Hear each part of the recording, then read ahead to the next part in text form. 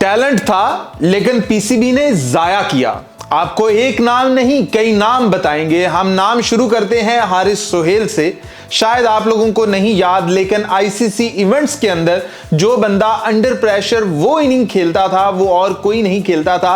अगर आप नहीं भूले हो तो न्यूजीलैंड के खिलाफ उसने बाबर आजम के साथ एक इनिंग खेली थी जो कि आज भी याद है। और ऐसी कई इनिंग्स हैं जो उस बंदे ने अपनी क्लास और अपनी पावर हिटिंग और अपनी कामनेस के साथ पाकिस्तान को जितवाई। लेकिन एकदम से बंदा परफॉर्म करता करता मिडिल ऑर्डर से निकलता है और कहीं दूर फेंक दिया जाता है, और वो पाकिस्तान का प्रॉपर मिडिल ऑर्डर बैट्समैन था। फिर हम बात करेंगे हैदर अली की। जैसे ही अंडर 19 वर्ल्ड कप के अंदर इस बच्चे को देखा गया और सबने कहा कि यार क्या टैलेंट है, बाबर आजम की क्या ही कवर ड्राइव होगी जो इस बच्चे के पास कवर ड्राइव है। फिर देखा गया कि यार ये तो पावर हिटर भी है, ये तो पावर हिटिंग भी करता है। वन डाउन ये बंदा खेलता था, लेकिन इसे उठाकर ले गए 7वें नंबर पर, 8वें नंबर पर, कभी 4थे नंबर पर, कभी 5वें नंबर पर। यूं ऊपर नीचे इसे ऐसे घुमाया गया और उसके बाद इसे फेंक दिया गया। बाकी कंट्रीज में क्या होता है, इंडिया में क्या होता है कि जहां पर वो देखते हैं ना कि इस बच्चे के अंदर स्पार्क है, वो उसके ऊपर मेहनत करते हैं। लेकिन हमारे यहां उल्टा होता है कि जिस बच्चे के अंदर थोड़ा सा स्पार्क नजर आता है हम उसे तय खानों में बंद कर देते हैं। आपके सामने जिंदा मिसाल फवाद आलम की है कि भाई 10 साल बाद उसका रिटर्न होता है और वो 10 साल बाद आकर फिर सेंचुरी मारता है और कहता है यार मैं तो जाया करने वाला टैलेंट नहीं था, लेकिन तुम लोगों ने मुझे जाया किया। हम इसी तरह मिडिल ऑर्डर बैट्समैन का एक नाम लेंगे, सुहेब मकसूद।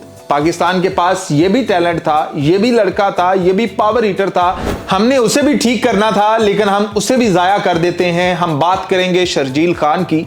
हम उसका भी सत्यानाश कर देते हैं। ये वो बंदा था जो कि 200 की इनिंग खेल सकता था एज ए ओपनर, और जो मॉडर्न डे क्रिकेट की हमारी रिक्वायरमेंट थी उसके ऊपर पूरा उतरता था। लेकिन इसकी भी कमियां ठीक करने के बजाय हमने कहा कि यही एक कमी है, निकाल फेंको। फिर इसी तरह का एक नाम है यासिर शाह। इसके पास ऐसा टैलेंट था कि ये जो आपके बड़े बड़े स्पिन के लेजेंड्स हैं ना, ये इसके सामने खांसी करते हुए नजर आते। ये बंदा इतना तगड़ा स्पिनर था, लेकिन पता नहीं हमने कहां फेंक दिया, कैसे जाया कर दिया, क्यों जाया कर दिया। हम इसे शेन वॉर्न समझ रहे थे, लेकिन पता नहीं हमने इसका क्यों कबाड़ा किया। जबकि अगर बैटर्स की बात हो गई है, मिडिल ऑर्डर्स की बात हो गई है, स्पिनर्स की बात हो गई है, तो हम मोहम्मद हसनैन का भी नाम ले लेते हैं कि यार ये भी एक फास्ट बॉलर था। जब ये आया था इसके पास इतनी स्पीड थी, ठीक क्या करना था, इसकी लाइन और लेंथ को ठीक करना था। हमने क्यों निकाला, इसका एक्शन कहां गलत हुआ, पीसीबी ने कहां साथ दिया, कहां ना दिया। फिर इसका रिटर्न होता है, ये फिर विकेटें लेता है, हम फिर इसे जाया करते हैं और ये ऐसा जाया होता चला जा रहा है।